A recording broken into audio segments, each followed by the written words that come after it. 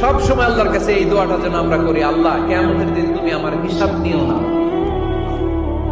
আল্লাহ তুমি আমার বিচার বসিও না, আল্লাহ তুমি দয়া করে আমারে মাফ করে দিও।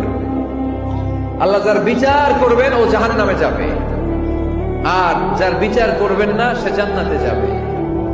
আল্লাহ যদি বিচার করে আর পাই টু পাই হিসাব নেয়, নামাজ পড়লি না কেন, রোজা রাখলি না কেন, মিথ্যা বললি কেন, খাদ্যে ভেজাল দিলি কেন, মাছে ফরমালিন দিলি কেন, যৌতুক খাইলি কেন, ঘুষ খাইলি কেন, উল্টাপাল্টা করলি কেন, জিনা করলি কেন, একটার পর একটা প্রশ্ন বানে যদি সেই ভয়ঙ্কর দিনে আল্লাহ আমাদেরকে জর্জরিত করে, আমাদের কোন উত্তর আছে?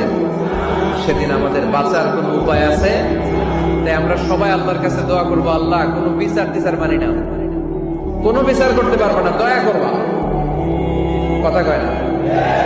কি করবে? এবার আওয়াজ করে বলেন, বিচার চান না দয়া চান?